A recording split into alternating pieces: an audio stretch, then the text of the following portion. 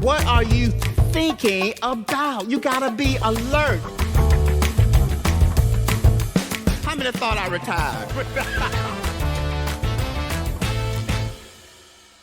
Hello, I'm Mike Moore, and welcome to the How to Win podcast.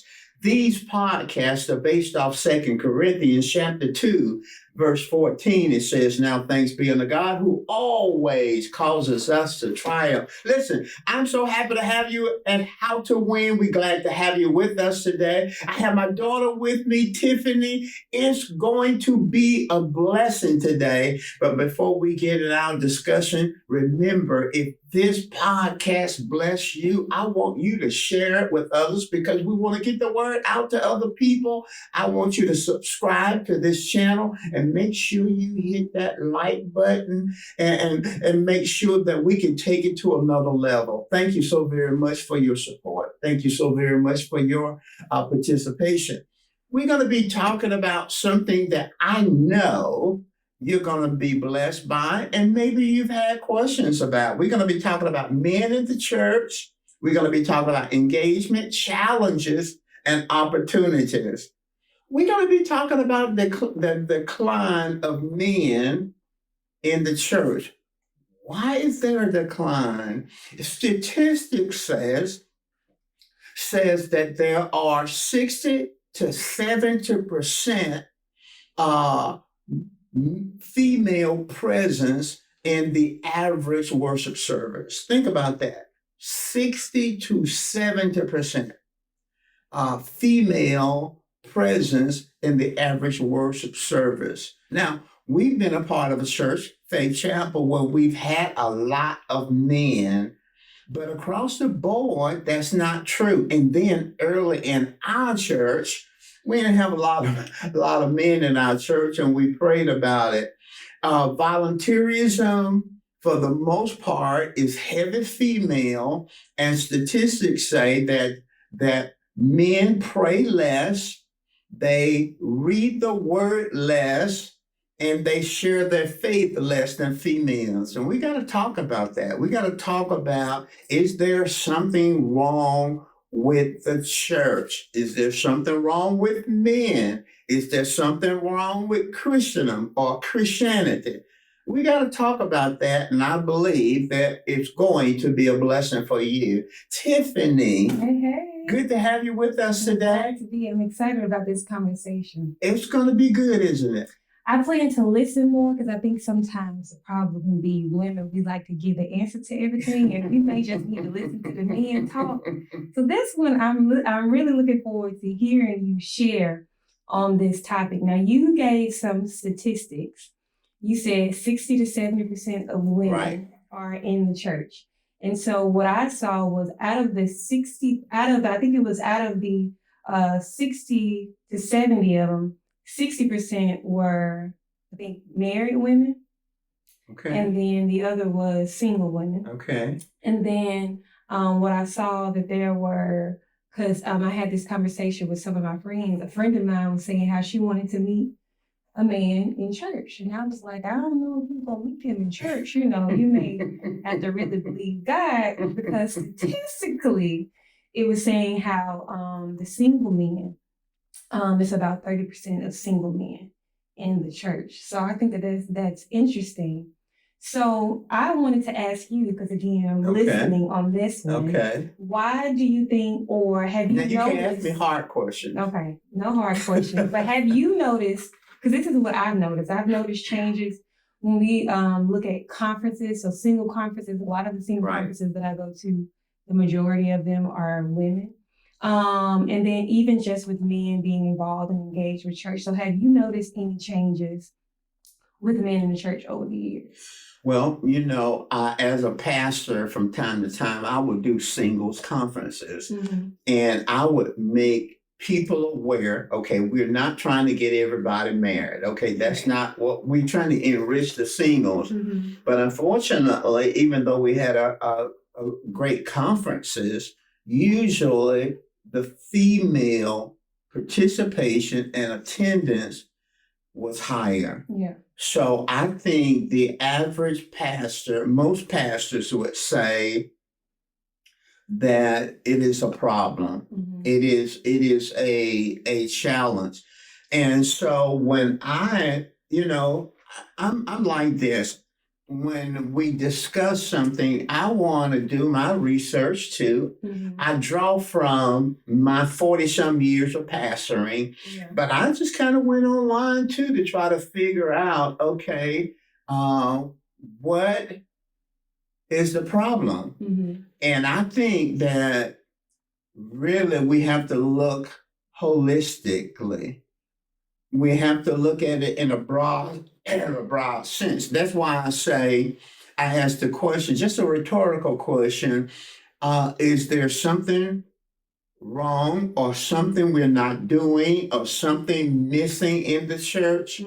Because sometimes we can be doing church and we think we're doing well and we're reaching everybody, but that may not be the case when it comes to this particular issue, because there is definitely a gender gap. So you have to look, okay, from the church perspective, and then you have to look at the men perspective. What do they think? What they feel? And so I kind of did some research and draw on some things that I've seen and things that I know just from my church experience. So when I think about the gender gap and why men are not in church, let's think first about the church. Okay, think about the church. And in my thinking and meditation, I was thinking, okay, what are men like? And is there a match in the church? Okay, do we meet the needs of men, or is it false advertisement? Because, and I said false advertisement because I say, we tell people, and we even tell men, and wives tell their husbands, and men tell other men, well, you need to be in church. Okay, so when we say that, that's true, but are we meeting the needs of men? Let me give you an illustration. Why are men attracted to sports events? Why do men go to football games and basketball games? And why do men love sports? And I think, having played college basketball and high school basketball, it's something about sports. You always know whether you won or lost. Think about it. We are competitive. And guys want to win. And so we go to a game, we know who win. We know whether our team won. We got a feeling why we didn't win. And it's the competition. A lot of times it's the journey, the entertainment of it. And I think when we look at the church, let's talk about the church and the church meeting needs. I think really men don't know when they're winning. I don't think we know when the church is winning, which goes to, do we have a vision in our local church that lets people know when they are winning in terms of vision? Is the vision clear? Because when you think about it, there's a difference between men and women. Women can enjoy the environment. I mean, we have the mood. And we want the entertainment. And feel good. And so women can get certain needs met, and they don't think about, not they, but some don't think about, okay, did we win?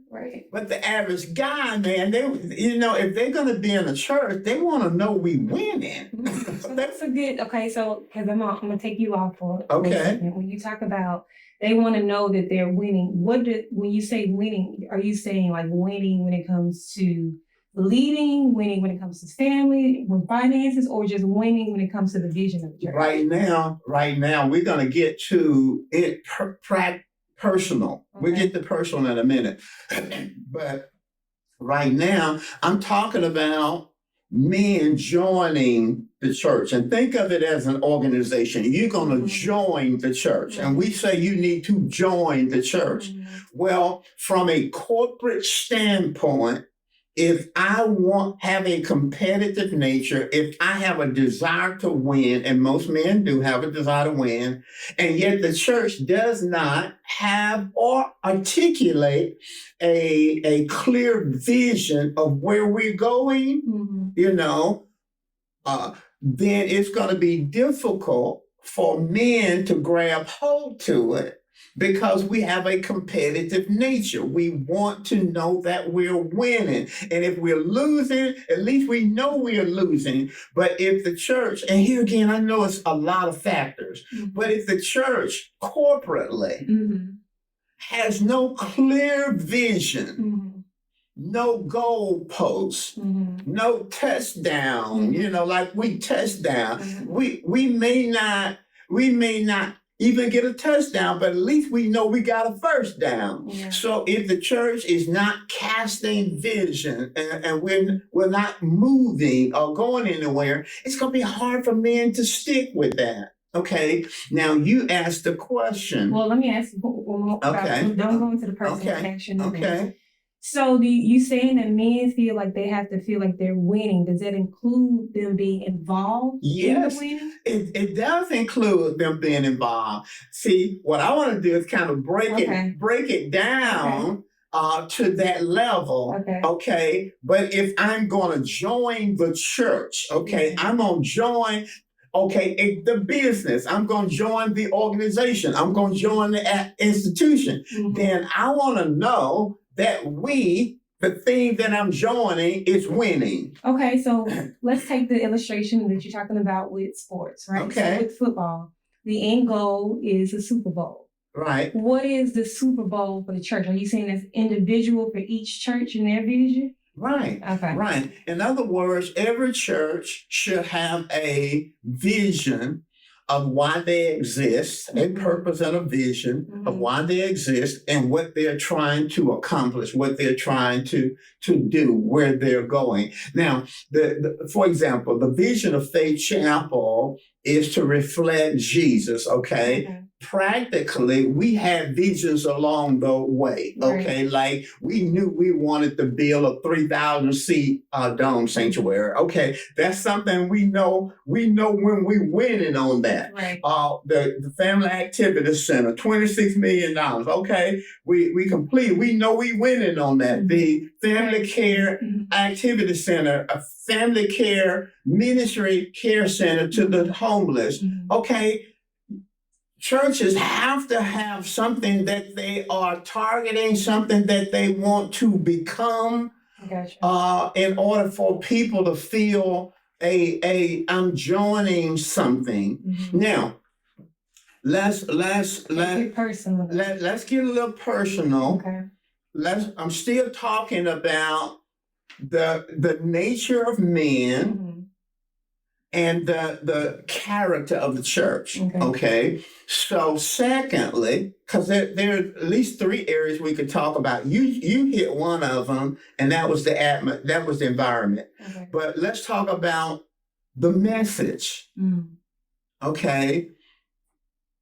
Now, when we say the difference between men and women, remember, we're not saying all women and all men. We're not saying that, but we're talking practically. You mentioned that women like to feel good about what's going on. Right, or they like to feel a relationship with other people. They like community. They like involvement, and they like the atmosphere. A female can come to church and they can say, well, God was really present. And a guy would sit there and say, I don't know whether he was present or not. Most women, they're like, I can sense the spirit. I can feel it. It's like their intuition kind of kicking in. So I'll skip the message and go to just that. Environment. Men are attracted to a different kind of environment. For example, and here again, please, ladies, don't think I'm categorizing all women. Please understand that we're trying to get to the bottom of this. Okay. Men are typically more practical. Okay. Women are typically more emotional, not emotional in a bad sense, Right. but emotional in a sense that a female can come to a church and they can sense the presence of God in a way that the average man don't. Right. You know, they can sense something about the pastor. They can sense something. And a female, and this been proven out in our church. They can come to the church one time. This is where we belong. Right. I mean, there's a sensing that she has. Right.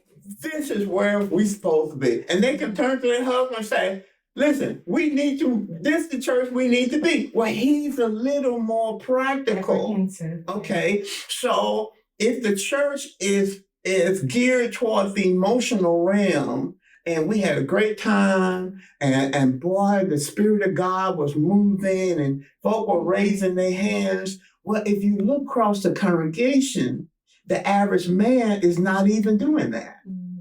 Now, you may have male worship leaders running on the stage, jumping on the stage, but if you look in the audience, you may have a few men, up front and come and kneel and do that and may run across the front, Right. But if you look at the audience, while everybody is all in it and engaged, most men are not. Because your expression for how you are expressing, your expression to God looks different from what ours may look like.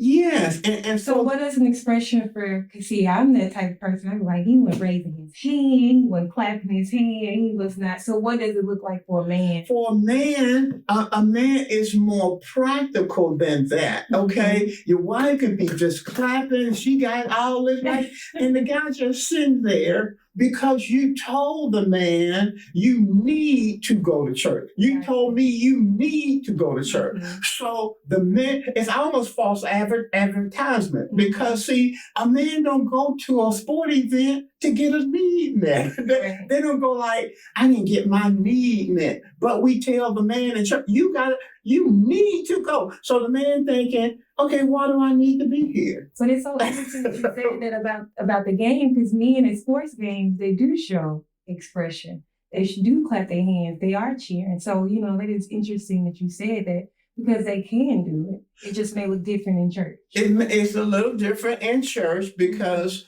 men are more comfortable and acclimate quicker in a sport event than they do in a church service. Right. So back to the practicality and getting to the message. We talked about the vision. We got to practically know where we're going. We talked about the environment. If an environment is mostly emotional, you're not going to win many men. Ooh, that's cool. I mean, you know what I mean? Yeah. It could be great. I mean, everybody, folk running, folk clapping, but but most of the time, you're not going to reach the average man, okay? So get back to the message. If the message is emotional in nature, if it's just emotions, it's hype, you know what I mean? Just real hype, the preacher real hype, but it's not practical. Okay, you're not telling me how to do it. You need faith. Faith is this. Faith is the answer. But you're not telling me how to have faith. You're not telling me how to love my wife. You ain't telling me how to parent my kids. You're not telling me how to be a success on my job. If it's not practical, then the man is going to leave there thinking, why do I need to go to that? I mean, why do I need? You say I didn't get nothing out of that. I didn't get nothing out of that. So when you talk about the vision, got to be practical and clear. You talk about the message, got to be practical. See, men tend to be more practical. It's so interesting. I'm going to stop you for a second. It's interesting because in the tech world or in the YouTube world, they say you have like the first 10 to 15 minutes to keep people engaged, right? So if church, the first thing that we're doing is worship, which we should, but it's emotional for men, do you think that men can become unengaged in the first 10, 15 minutes of a church service? They may be, but if that's all there is, the whole service, because I think the average man will give you time because you told him you need to. So the average man is shaking out everything. The average man is shaking out the preacher. The average man is shaking out all the stuff that's going on. The average man looking at the decor, you know what I mean? How everything look. So if you got a lot of flowers and all that kind of stuff, that may appeal to you, but that ain't appealing to the average man. Right. And so the man is shaking out, why do I need to be here? Right. You know, what am I getting out of this? You know, and I'm not saying women don't want nothing. I'm not saying that. Yeah. I'm just saying a woman can sense things that most women can sense things about the positivity of the environment without actually having the practical side of it. But men tend to be a little more practical than that. There are some other things that men look at too, and that's leadership. So I was going to ask you about how important is it for other men to see other men engaging in church? So when I just think about the entrance of people coming into the church, the first thing that you see are women. Right. Do you think that it's important for men to see other men when they first come to the church? Yeah, and see, sometimes a problem can create a problem. Okay. You have a problem because there is a gender gap. Right. Okay. 60 to 7% of the audience will be female. Okay. So you got a problem. It's not, we're not saying females shouldn't go to church, right, but we're saying that is a gender gap. Okay. Sometimes the gender gap, the problem can create a problem because when I walk in a church, and I see females there, and that's all I'm seeing from the pulpit, from the worship service, the ushers, women, everybody women in this church. Then that is a problem. So we can dab in that and then come back to other issues. So whatever men you have, you've got to have some visibility.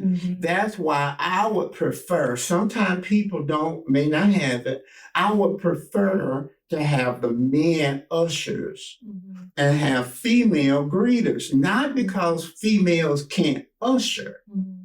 Some of it is about the presence of men. And if you have issues in the church where you have to get people out or you got disturbances in the church, then you want men to be able to handle some of those situations. So if you just got a few men, you got to place them in a place where people can see the men. If you got 5 men, that's all you got, or 10 men, let one of them be the usher. Put a man out in the parking lot, so that when people come in, they can see a man.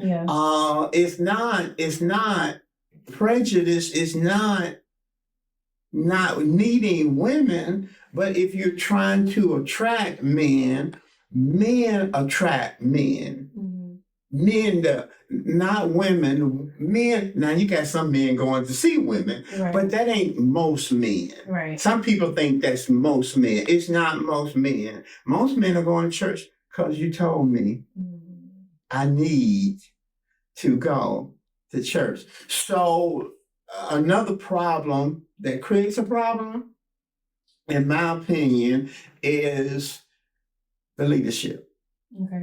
And in particular, the pastor. Okay, in particular, the pastor. Example of the pastor, how the pastor is appreciated, and the prosperity of the pastor. Now, the men they're going to tell you that. The average man, if they have a hint that you are not what you are saying, Yeah. they don't spend no time with that. Mm-hmm. If you have a reputation for running around with the women in the church, Mm-hmm. you know, and you're sleeping with this one, the average man, the man is not, because they've already heard about it. And watch this. When do you hear about airplane flights? When do you hear on the news about airplane flights? When they have issues or problems. When they have a crash, right? Right. Thousands of millions of flights, right? Mm-hmm. But the one that hit the news are the planes that crashed. Right. Am I right? Right. Well, most pastors are not going with women. Mm-hmm. They're really not. But you hear about the ones that do. Right. And so the ones that do mess around with the women is the crashes. Mm-hmm. So the men outside hear about the crashes. They don't do airplanes like that, but they do churches like that. Mm-hmm. They hear about the men not being an example, and so they don't have nothing to do with that. Yeah. And then women, a lot of times, they get connected to their pastor before the man get connected to their pastor. Right. So they go home and say, oh, my pastor. Yeah, I'm telling you, they ain't talking the word. They ain't talking a lot about the word. My pastor. Affirming the pastor. Oh, my pastor. You need to hear my pastor. And see, the average man, we competitive. Yeah. I used to tell women in our church, don't go home talking about me like that. Talk about the word, because the average man is competitive. Right. I don't want no man looking up. I don't want my wife looking up to a man more than she looks up to me. Now, the average man in the streets confuse honor with worship. Yeah. So if everything is about the pastor, well, the average man said that's worship. Yeah. I ain't worshiping no man, and then I don't want my wife or my woman or my girlfriend to worship a man. So because the average person in the streets don't understand the difference between honor and worship, and then the prosperity of the pastor. We got to talk about that. A lot of times men struggle with the prosperity of the pastor, and so that's why they say it's a money grab. Whole different issue. Yeah. Money. Do you think that the topics that the pastors talk about, because I know sometimes pastors can give examples, and a lot of the examples are geared towards women, what women should do. Do you think how men engage in their sermons, how pastors engage in their sermons also makes a difference as well? I think it can make a difference. Yeah. I think it can make a difference if the focus is on women. You know, I want to get back to the money thing, because that men have a problem with the church and money. They don't have a problem with the money in business and money in their careers and money and whatever. And they know they got to pay money to go to the game. And then they have season tickets where they pay money. But sometimes it's some mistakes that we made.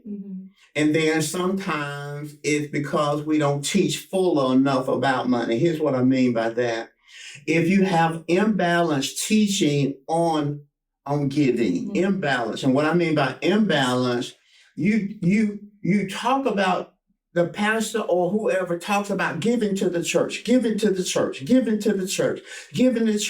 we got this need, and we got this need, and we got this need. The church has legitimate needs, and you need to let the people know. But that's imbalanced teaching, because the principle is giving and receiving. Yeah. So if you're teaching just giving and you're not teaching receiving, because you think there's something wrong with it, then what's going to happen? The average man is going to, I hear the pastor talking about giving to the church, but what about us? What about our family? And then sometimes we made the mistake, and I made this mistake, we don't always connect the giving to the community. Gotcha. For years, we were giving to the community, but I wasn't telling anybody. Yeah. So sometimes people thought, well, we're not helping the community. Well, men need to know that the money that I'm giving is helping me, and the money that's given is helping the community. Yeah. So sometimes it is imbalanced, and then we have plane crashes. What I mean by that, you do have con artists in the pulpit. Yeah. That's the exception rather than the rule. But here again, people only pay attention to the plane crash. Right. So there are so many facets that you talked about. You talked about the environment, you talked about the pastors, you talked about the leadership. If you had to sum up right now in this generation, what is one of the biggest challenges of why men are not involved, what would that be? What would you say? It's so many, I know. There's a lot of them. But what would you say is one of the biggest challenges right now? I think a lack of connection points. I think it's a lack of connection points. I think churches have to focus on men and creating connection points. For example, what in our church or where in our church can a man connect? Yeah. It may be a men's small groups. Men's small groups, not just small groups. Right. You can have all the small groups, but you need some men's small groups, and you got to announce the men's small groups.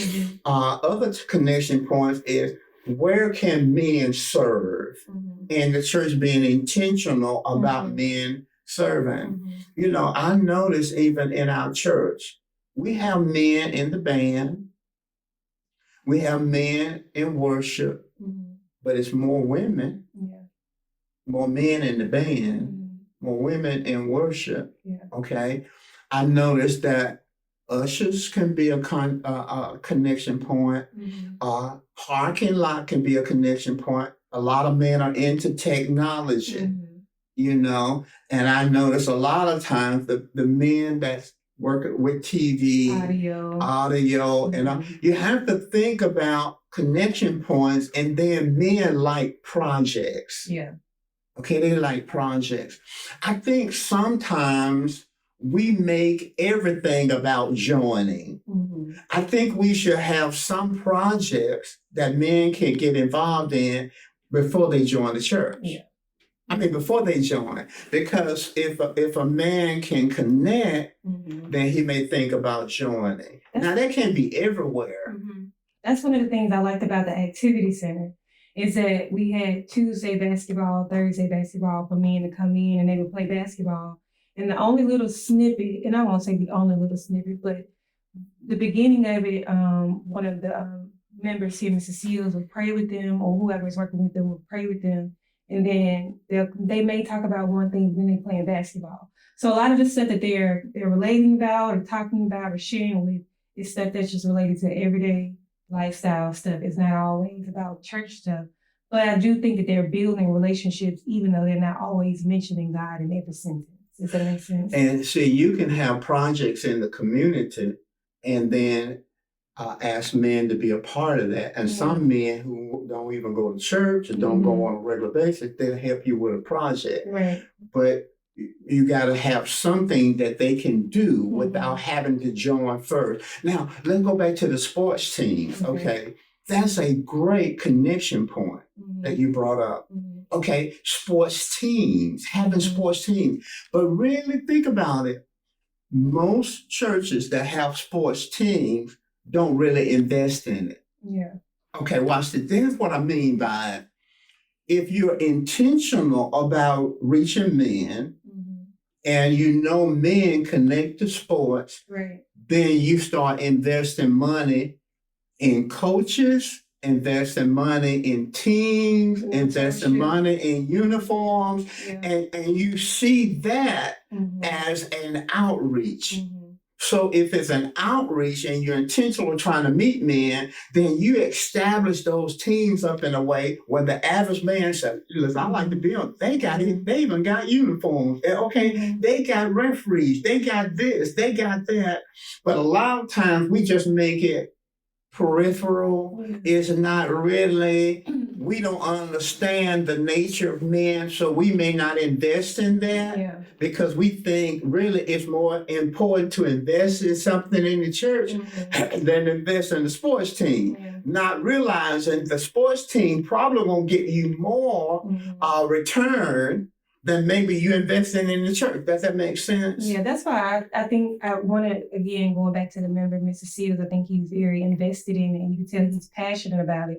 But one of the things that I like about his as well is it's not just about the basketball. He's interested in their everyday lives. So they have kids, he's helping mentor them and helping talk to them about how to get a job or different challenges and stuff like that. So I think that's important. Now, I do want to talk about, because I do think that there are men who are involved in church, they just may not actually be coming to church.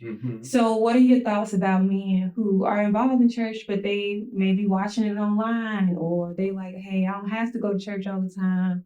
I read my word, or I'm involved in it in some form or fashion. What would you say to that person or to that man who may want to come to church, they're unsure about it, or they just feel like it's just okay, they just watch it online? Well, there's a lot of I'm gonna answer the question. Okay. Can I take a scenic round? We talked about what the church needs to do. Got it? We didn't talk a lot about what the members need to do. Put a pin on that. You can come back with the members. Okay. But okay, let's talk about men. Okay, because sometimes it's not just all church. Right. And what we should do. There, you're not gonna reach all men because some men deal with a pride thing. Okay, let's just deal with it because we talking, and maybe some men don't want another man telling them what to do.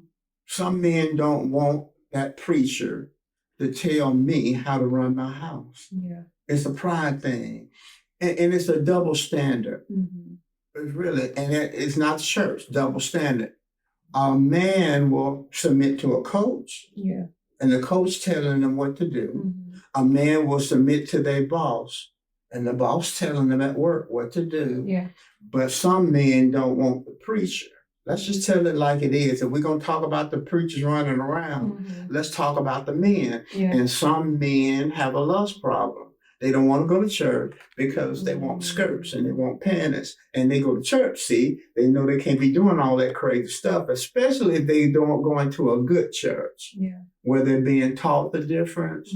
So you got some men, I don't care what I don't care. It doesn't make any difference because they desire something else. They desire something else. And I tell you something else. It's a statistic. I believe it's true. Some men don't go to church because of their upbringing. And what I mean by that, let's say the wife, the mother goes to church, but the man doesn't. Okay? And let's say that family have kids and have teenage boys. Okay. The wife, mama, goes to church every Sunday. Daddy doesn't go to church. He stay at home, doing other things. Softball, baseball, games, watching the NFL. He stays at home. Well, statistics say that when a wife or mother goes to church regularly, but the husband doesn't, that 85% of the family will not go to church. They will not go to church because of because of the lack of leadership in the home. 85% of the men, if they see their father not go, will end up not going? Right. Wow. And then watch this. The flip side of it, if a father or a husband goes to church regularly, 85% of the family, 85% of the time, the family will go to church. The whole family will go to church. Wow. And that's the impact that men have. So sometimes men's problem is not the church, it's what happened in their home. Their dad, had no care for church. Their mama went to church, so dad, in his actions, told the child, church ain't necessary. We don't need church. Right. Right. Now, members, I think I said this, and then anywhere else you want to go.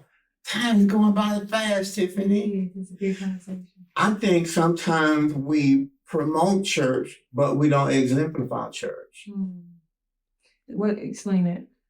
Well, a man at home not going to church, and the wife and mother going to church, but live no different at home than anybody else. Why should I go to the church when I don't see anything different in you? The way you treat me, you say, I need to go to church, but I don't see anything different with you. You curse too. I mean, we all curse. We just cuss each other out. Right. Well, the average man that doesn't want to follow, he's not going to want to go down to the church because he's not seeing the church at home. Right. So what would you say to the man? And I want people in the chat, leave your comments, your answers on what some of the questions that we're asking.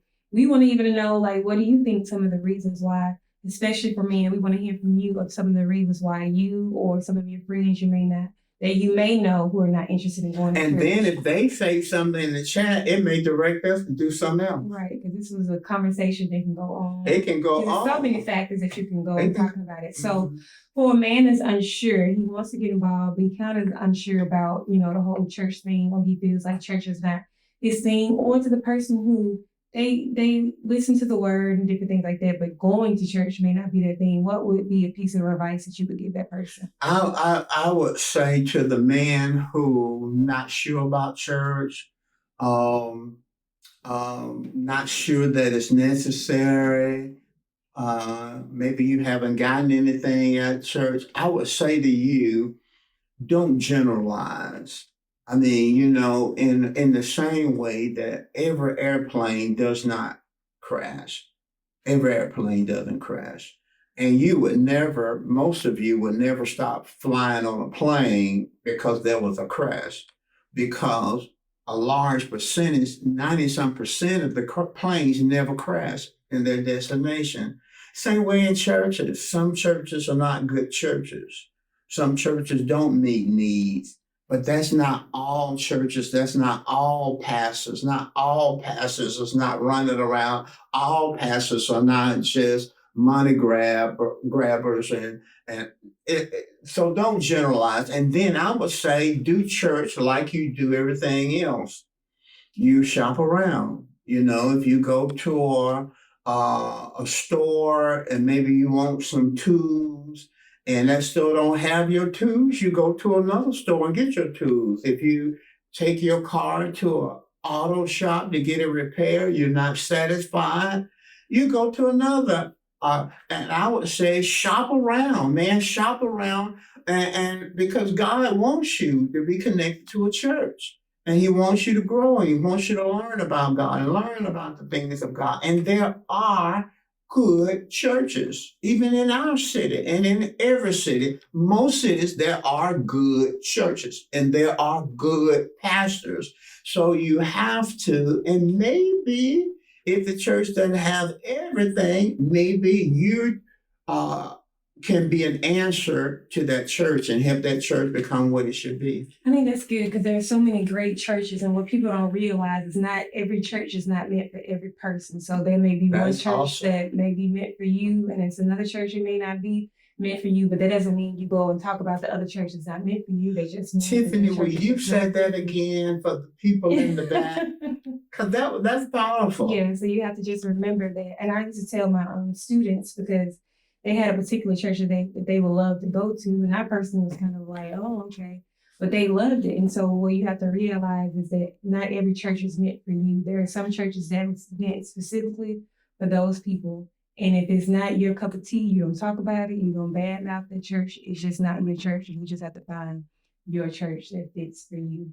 I want us to continue the conversation because we are out of time. However, if there are any men, if there are any pastors, this is a great topic that you guys can talk about, converse. We want you to continue the conversation. We want to hear more from you. Ladies, this is the time now when we just listen. We are not men. So listen to what the men are saying. Listen to some of the things that they feel they need, because we do want to continue this conversation. Was there anything else that you wanted to? Yeah, I would say that it would be great if in your church you have some kind of discussion about men, and then we said it earlier.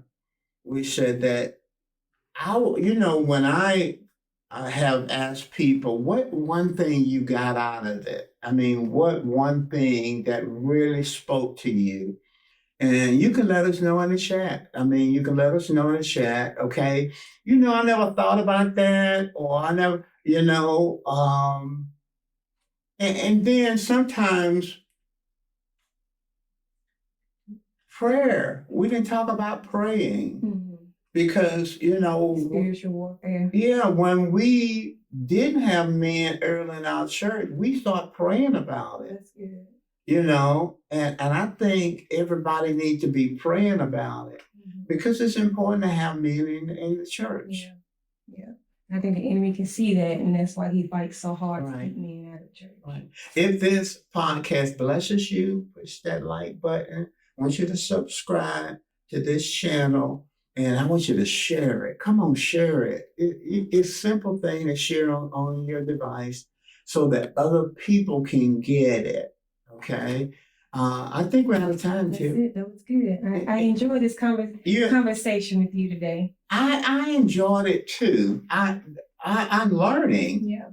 Yeah. I'm learning. So listen, we're out of time, but we're gonna be coming back with another area, and then we may do a part 2. We may do a part 3. We never know. Yeah. So let us know. Remember, this is How to Win, and we talked about men and the church engagement, challenges, and opportunities. And I trust that you have been blessed. Listen, look forward to seeing you next time. What are you thinking about? You gotta be alert. How many thought I retired? Are you ready to break free from the chains of anxiety, stress, and depression? Mike Moore, author and founding pastor of Faith Chapel and host of the How to Win podcast, is here with his new book, Help, My Mind is Under Attack. Learn how to overcome attacks on your mind and live an emotionally healthy life. Grab your copy now. Available as ebook on Amazon and paperback on MikeMoore.com. Embark on your journey to complete mental health and emotional peace.